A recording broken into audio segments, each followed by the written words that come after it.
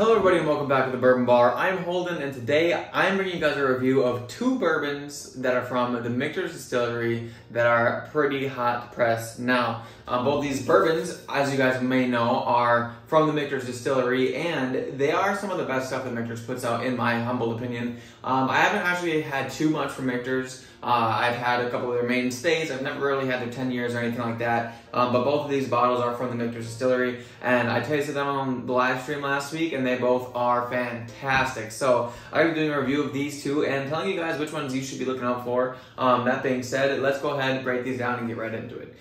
So starting off here with the Shenks. The Shenks is a 91.2 proof sour mash whiskey. I don't think it's technically considered bourbon because it only has 50% corn and bourbon has to be 51% corn, so it's not technically bourbon. But 91.2 proof on this bad boy, that's 45.6% alcohol. This is the 2023 release, so that is from this year. Bottle 793 out of 2,815. So not many of these were made. This one's going to be poured into the Bourbon Bar Glencairn. There we go. That's right. I gotta get enough that I can actually taste this here. But this is going to be good. So I do believe this is very high rye. Also, I believe they have malted rye in here, which is something they did not do last year. I believe it's something like 38% rye in here. So it is a pretty high rye. That being said, I do actually tend to like high ryes a lot. I do have a couple burr ryes that I also really enjoy. So at 93 proof, I'm thinking that this might be something I'm gonna enjoy, but let's get on the nose.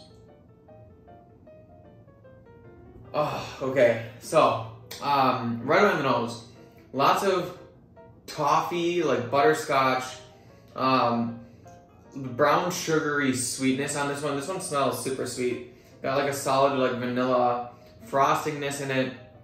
I wanna say light fruitiness. I wanna say like pears or something along like the pear, maybe green apple line. Not sour green apple, but like a sweet green apple. I want to say there's a little bit of a red fruit in here as well, slightly. Maybe in a strawberry root there. I also say there's a little bit of spice in here, a little bit of clove maybe, something along those lines.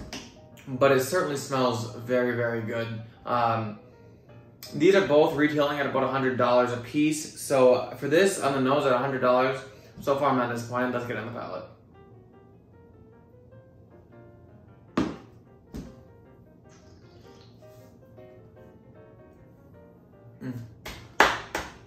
Good job. Good job, Michter's Distillery. That is really good on the palate. So it's like right up front, it's got this like sweetness.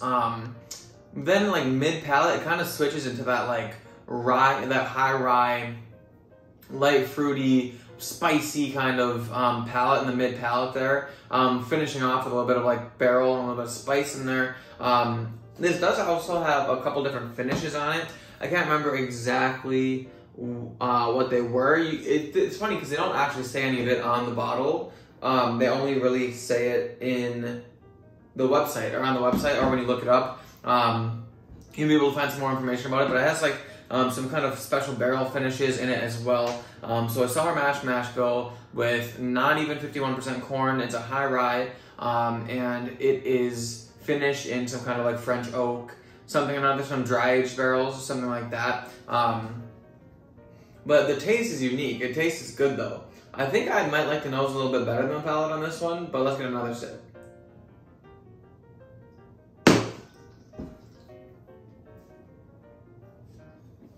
So, I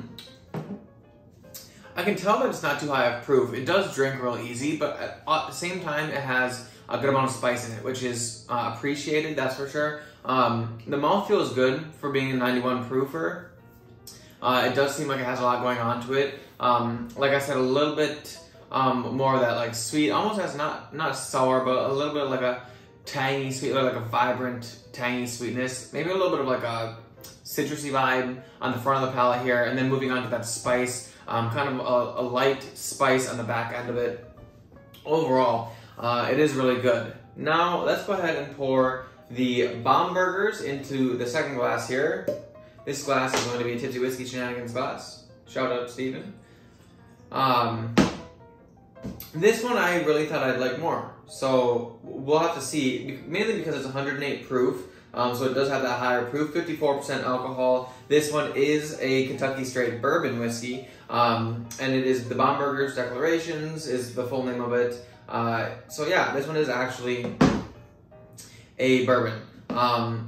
There's not, like I said, not much on the bottle to go off of. There's 2,800 of these and I got 2627. This is a 2023 release, and yeah, not many of these were made, but it's certainly a fun one to get for $100, especially because you usually see these two next to each other. That being said, let's go ahead and get on the nose. Oh, actually, I actually like that a lot. Better. See, I had these both from the live stream, and I did have a preference. Right away though, this nose, it seems like it's opened up a bit since the live stream for sure. The nose is kind of giving me these nice fall spice vibes. Not like pumpkin spice, but like pumpkin spice in a way. You know what I'm saying? Like, I wouldn't necessarily call it pumpkin in here, but there is some kind of spice in the nose that I'm really enjoying. It does seem to have some darker notes, a little bit more on the leathery side, or maybe like a sweet tobacco.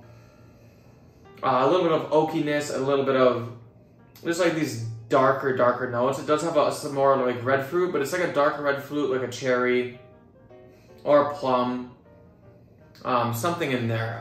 It smells really good. So that being said, I'm gonna get on the palate and see how much this has changed since opening up on the palate.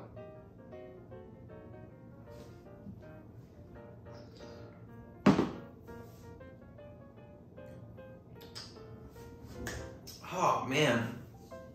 Okay. Gosh, that's weird. I mean, not weird as in the whiskey's weird, but weird as in how much a whiskey can change just by it being open for a couple days. This one is totally mellowed out. When I first opened it, it was really spicy. Now I want to say that I'm getting a little bit more of like a chocolatey, dark chocolate, more like a cacao vibe to it, along with that, like, I want to say cinnamon on the like back end of the palate. Good cinnamon spice, oak spice in there as well. Seems like this one has a bit more oak influence than the Shenks, mainly probably because it is higher proof, not watered down. But oh man, the taste is like right up my alley. So let's get a second sip.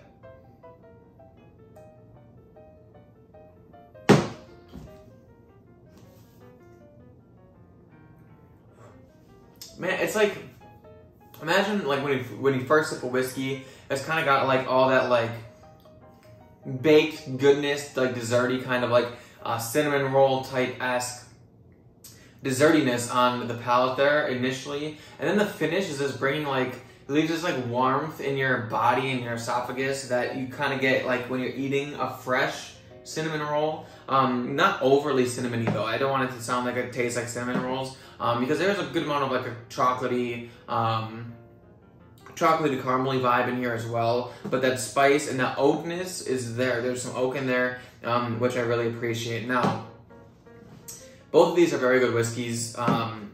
The question is, if you see them both at the same store, but you have a limit of one per person, you can only choose one or the other, which one should you buy? Well, let's go ahead and grade these and let you guys know that. But before we do that, let's listen to a message from today's sponsor. Alright everybody, you guys know what time it is. It's time for the sponsor of today's video, and that hasn't changed ever since I've started this, because I'm working with a company that is just awesome, and they have an awesome product, and I can't wait to tell you guys to check out Wrist Mafia.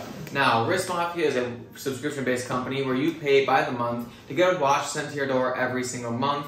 This entire case of watches here is all ones sent to me by Wrist Mafia, and even the one that I'm wearing right now is Wrist Mafia. Now, the fun part about Wrist Mafia is they send you something different every month, and you get to keep it. For only $40 a month, they're sending you watches valued at $100 or more. The way they're doing it is they're getting some deals from these companies to get their names out there and getting them in bulk, so that they're able to get you a cheap price for the watches that you would normally pay high dollar amounts for. Now, some of the coolest watches I own are from Wrist Mafia. In fact, the coolest watch I own is from Wrist Mafia, and that one is this Tilot. This is an $800 Tilot, and they won, or I won it, sorry, from a raffle, kind of like a raffle situation that they do. But every once in a while, randomly, you could get chosen to win. It's one of the best watches that they offer, and it's just completely random. One day you'll just get your monthly subscription in the mail, and it will be something that'll blow you away. But it's not to say that any of these other watches aren't fantastic, because they are. That being said, if you guys are interested, it's $40 a month, or you can get a 3-month or 6-month subscription package, so that they'll send you a watch to your door every 3 or 6 months. It's a great gift for yourself, or if you want to get it for someone else, you can do it that way, and then they could get watches for a couple months. That's always fun too. Now, I do have a link in the description. If you guys could please use my discount code, that would help me out. The link is Bourbon Bar, all one word, all caps. It'll save you 20% at the checkout, and then that will help me out a lot as well. So make sure you click the link, use Bourbon Bar at the checkout, and join the Mafia today. Alright everybody, so we are back, and I did a little bit of A-B comparison while we were away, and I got some grades down for these bottles. I'm going to let you guys know which one you should buy. That being said, we'll start with the Shenks. Now, going back to the nose on the Shenks after the Bombergers, I realized how amazingly deep and sweet and rich this nose was. So much butterscotch. It smells like just like butterscotch candies, like the Werther's Originals. Is that butterscotch or is that caramel? I don't know, but I think it's butterscotch. The Werther's Originals candies in the nose is insane. Like, it smells so great. So the nose, I gave it an 8.9. Like, honestly, I could live in that nose. But then moving on to the palate of it, I think maybe the nose might have knocked it down a bit, but since the palate was still good, I gave it an 8.0 out of 10.